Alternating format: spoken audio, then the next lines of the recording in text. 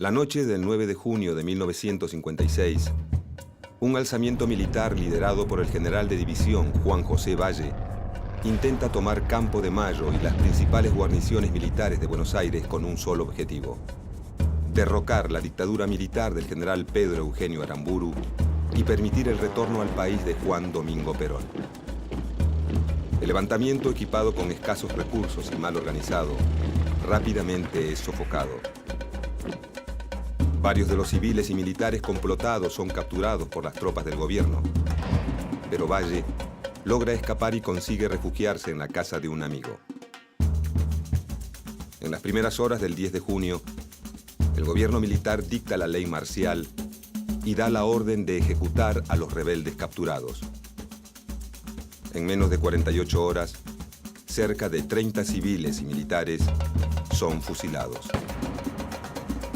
A fin de evitar más muertes, la madrugada del 12 de junio de 1956, el general Valle se entrega a las autoridades nacionales.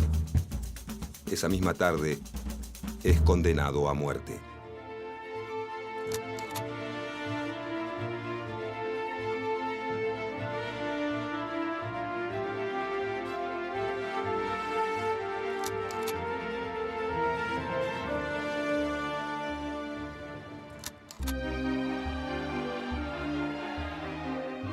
A mediados de 1955, las disputas entre el presidente Perón y sus adversarios políticos se agudizan. Un conflicto con la Iglesia Católica, que ya lleva varios meses, actúa como detonador de la ofensiva opositora. El 11 de junio, día de la celebración del Corpus Christi, los principales dirigentes del radicalismo, el socialismo y el Partido Demócrata Progresista marchan frente a la Catedral de Buenos Aires junto a militantes católicos y a miles de ciudadanos que no simpatizan con el gobierno. Este acto constituye la manifestación popular más importante en contra del gobierno de Juan Domingo Perón.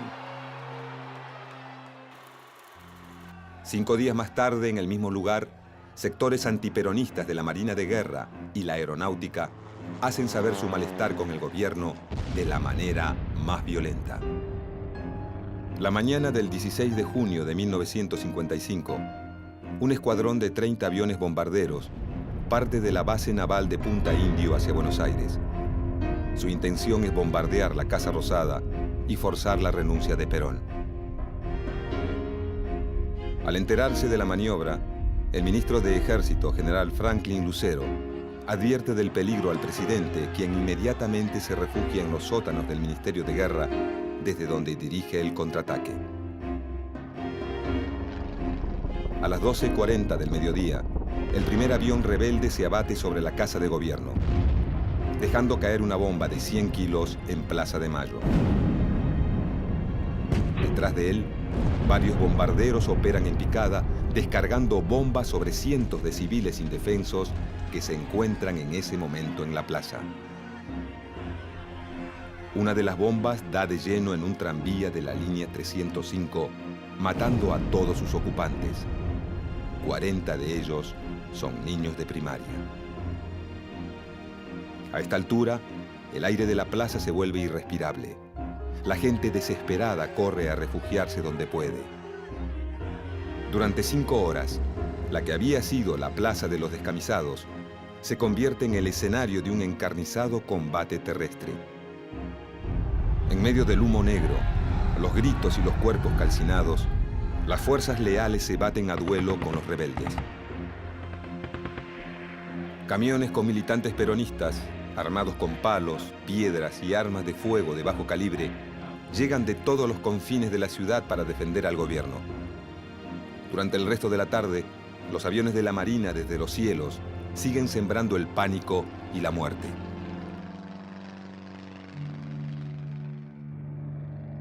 Con las últimas luces del día, los aviones rebeldes cesan el bombardeo y emprenden la retirada hacia las costas uruguayas.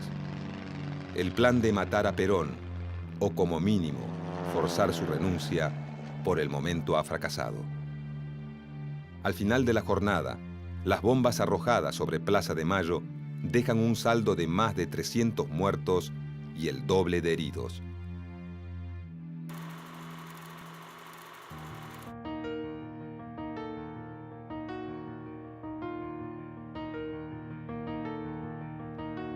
Los días posteriores al bombardeo, la tensión entre peronistas y antiperonistas se intensifica. Perón, ante una crisis política irreversible, intenta una tregua. Una vez controlada la situación militar, el gobierno cambia de táctica y decide aumentar la presión. En un acto público frente a Casa Rosada, Perón deja muy clara su posición ante los opositores. Y cuando uno de los nuestros caiga, caerán 5 de los de ellos.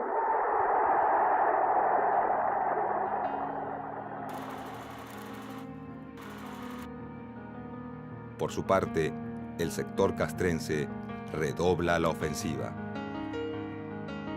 El 16 de septiembre de 1955, un grupo de oficiales opositores a Perón toma las principales guarniciones militares de Córdoba, Mendoza y Bahía Blanca. Los militares sublevados avanzan sobre los más importantes centros urbanos, poniendo en jaque al gobierno. Una semana más tarde, el comandante militar de dicho levantamiento, teniente general Eduardo Lonardi, asume la presidencia de la nación. En su discurso de asunción, Lonardi hace suya una frase del general Urquiza, pronunciada 100 años atrás luego de su triunfo en la batalla de Caseros. Ni vencedores, ni vencidos. Mientras un nuevo gobierno militar asume el poder en la República Argentina, Perón, que ha logrado escapar de la furia de sus opositores, solicita asilo político en la Embajada de Paraguay. De esta manera, Juan Domingo Perón inicia un largo exilio que lo aleja del país por muchos años, aunque su figura, en ningún momento, deja de ser uno de los ejes centrales de la política nacional. En septiembre de 1955, se inicia en el país una dictadura militar que se da a conocer como Revolución Libertadora. Entre los sectores de las Fuerzas Armadas que integran el nuevo gobierno, se distinguen dos líneas políticas muy claras. Por un lado está el grupo liderado por el presidente Lonardi, conformado por militares provenientes del nacionalismo católico, que buscan la conciliación con algunos sectores políticos y sindicales del peronismo, siempre y cuando estos acepten distanciarse de la figura de Perón. La línea dura de las Fuerzas Armadas, representada por el vicepresidente, el almirante Isaac Rojas, propone una visión mucho más negativa del peronismo, afirmando que éste desvió al país de su tradicional línea histórica liberal y democrática e instaló en su lugar una tiranía de tipo fascista, sostenida mediante la manipulación y el engaño del movimiento obrero. Los cuadros militares que integran la Revolución Libertadora cuentan con el apoyo de varias fuerzas políticas, radicales unionistas, intransigentes y los principales dirigentes del socialismo vienen dando su apoyo explícito al golpe desde mucho antes que éste se concrete. A pocos días de asumir el poder, el sector más antiperonista de la Revolución Libertadora llama a estos partidos para que formen parte de las juntas consultivas. La Junta Consultiva Nacional es una iniciativa del vicepresidente Rojas destinada a buscar apoyo y legitimidad política para la dictadura y, de paso, limitar el accionar del sector nacionalista del gobierno liderado por el presidente Lonardi. Si bien varios dirigentes radicales y socialistas participan en un principio de las juntas consultivas, pronto líderes políticos como Alfredo Palacios y Alicia Moró de Justo deciden separar su imagen de la del gobierno militar, asumiendo una distancia crítica.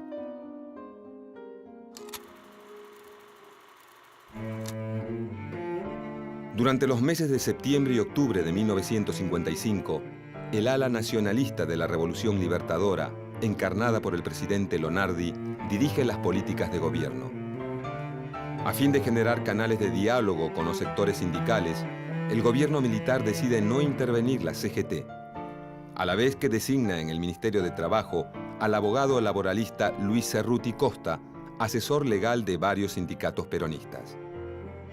Mientras que el ala blanda del gobierno intenta negociar con los líderes de la CGT, comandos civiles armados integrados por jóvenes radicales y socialistas atacan los locales del peronismo.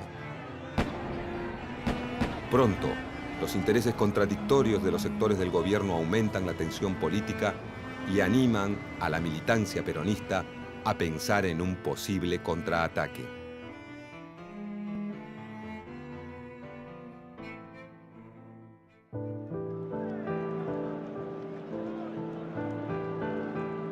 Llegado el mes de noviembre de 1955, el sector más liberal y antiperonista del ejército desplaza a Eduardo Lonardi de la presidencia y designa en su lugar al general Pedro Eugenio Aramburu. Inmediatamente, el nuevo gobierno inicia una política de persecución y proscripción del partido peronista que da a conocer como proceso de desperonización de la sociedad, en alusión al proceso de desnazificación llevado a cabo por los países aliados en Alemania tras la caída de Adolf Hitler. Esta política de desperonización incluye la disolución del partido peronista, la inhibición de todos sus miembros para ocupar cargos en la administración pública y la prohibición de exhibir sus símbolos partidarios y de mencionar públicamente los nombres de Perón y Evita. Por efecto de estas medidas, luego de 10 años de saturación de imágenes y discursos peronistas, en las calles argentinas está prohibido nombrar a Perón, y en los principales medios de comunicación se hace referencia a su figura como el tirano depuesto. No contento con prohibir la mención del nombre de Perón y disolver su partido, el gobierno de Aramburu decide embestir contra el último bastión de poder peronista.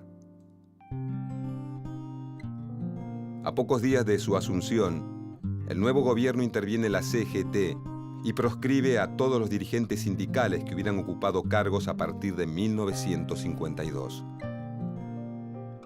Al mismo tiempo, modifica el régimen de elecciones internas de los principales gremios, favoreciendo el control de los sindicatos por la dirigencia no peronista. Con los principales sindicatos descabezados y sus más importantes líderes presos o en el exilio, los sectores patronales acrecientan su poder dentro de las fábricas.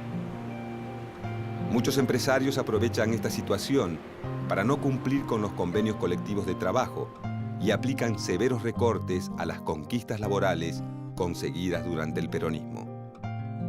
Mientras tanto, en muchas fábricas se confeccionan listas negras que dejan a cientos de trabajadores en la calle. Corren malos tiempos para los obreros peronistas. El líder político al que ven como su gran benefactor está desterrado a miles de kilómetros y su regreso al país es por el momento imposible. Muchas conquistas sociales conseguidas con años de lucha y perseverancia empiezan a diluirse ante la mirada de un gobierno que con su indiferencia parece consentir los abusos patronales.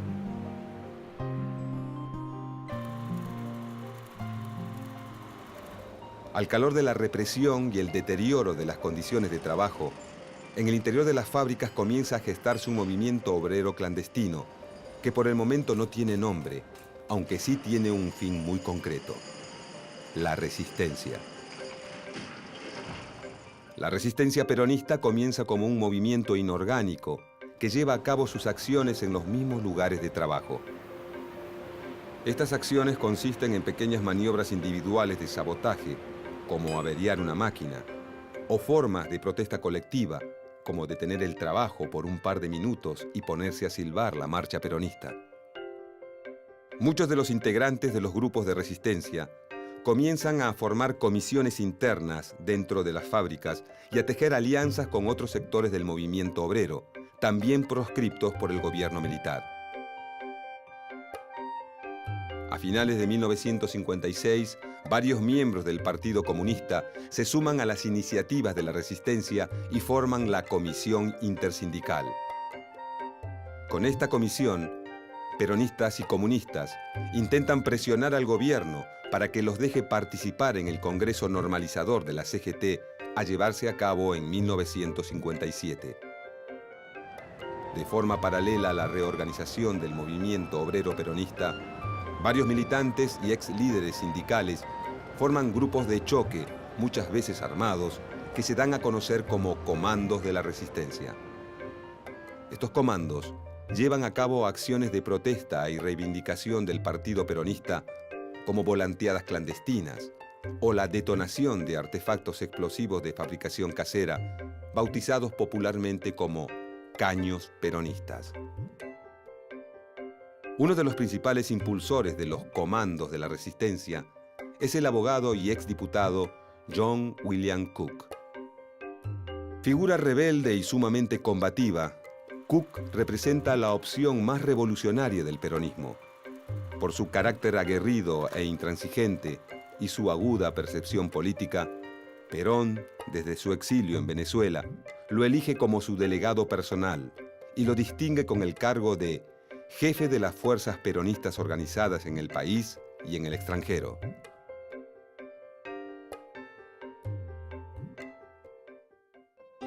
Para la misma época que la resistencia realiza sus primeras acciones de protesta, un grupo de militares leales a Perón planea un levantamiento armado contra el gobierno. La noche del 9 de junio de 1956, una sublevación militar encabezada por el general de división Juan José Valle intenta tomar la escuela de suboficiales de Campo de Mayo, la Escuela de Mecánica del Ejército de Buenos Aires y el Regimiento número 7 de Infantería de la ciudad de La Plata. Al mismo tiempo, varios comandos civiles de la resistencia peronista inician acciones de apoyo en las ciudades de Avellaneda, Rosario y en la provincia de La Pampa.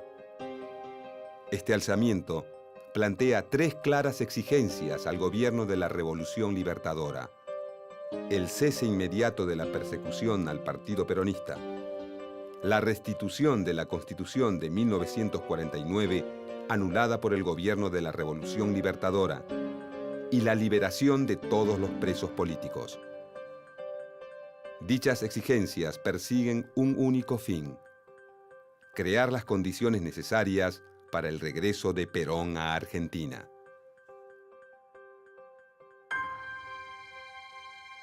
Llegada la medianoche, casi todos los focos de la rebelión son reprimidos. Salvo en el caso de La Plata, donde las fuerzas rebeldes, al mando de una división entera de tanques de guerra, se traban en combate hasta altas horas de la madrugada. El 10 de junio, el gobierno militar de la Revolución Libertadora establece la ley marcial. En las siguientes 48 horas se llevan a cabo fusilamientos en Lanús, La Plata, José León Suárez, Campo de Mayo, la Escuela de Mecánica del Ejército y la Penitenciaría Nacional. Para la medianoche del 11 de junio de 1956, la lista de ejecutados asciende a 16 militares y 13 civiles.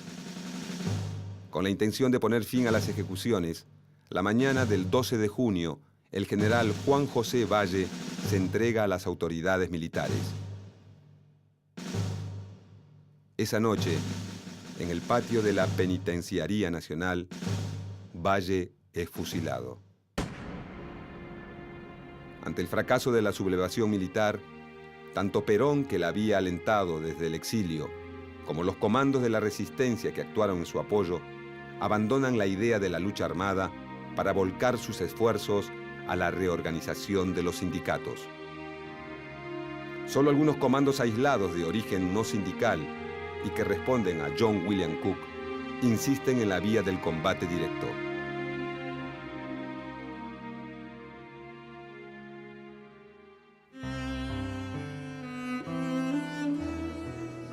A partir de 1957, el gobierno de la Revolución Libertadora intenta crear las condiciones para una posible apertura política.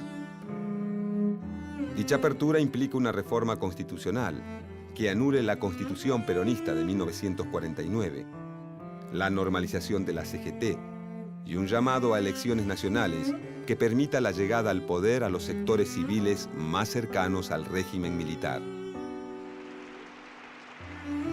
El gobierno militar comienza a pactar con los partidos políticos no peronistas las condiciones para el traspaso del poder.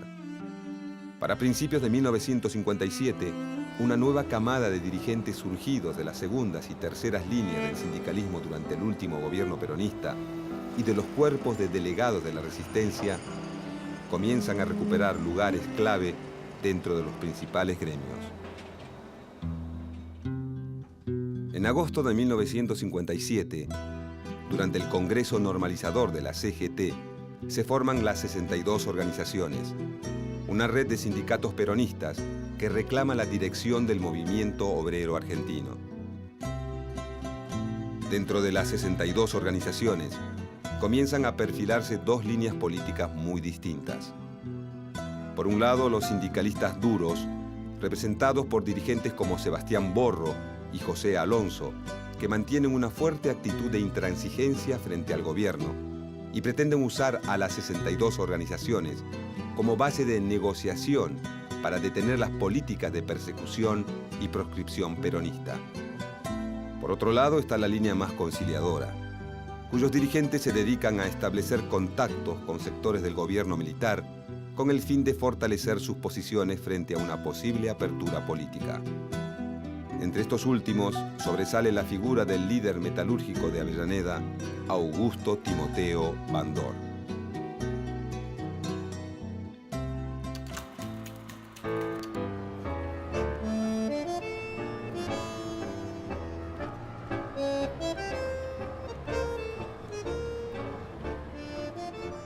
Con el fin de propiciar una salida democrática, el gobierno de Aramburu convoca a elecciones para una convención nacional constituyente que enmiende la reforma constitucional llevada a cabo por el peronismo en 1949.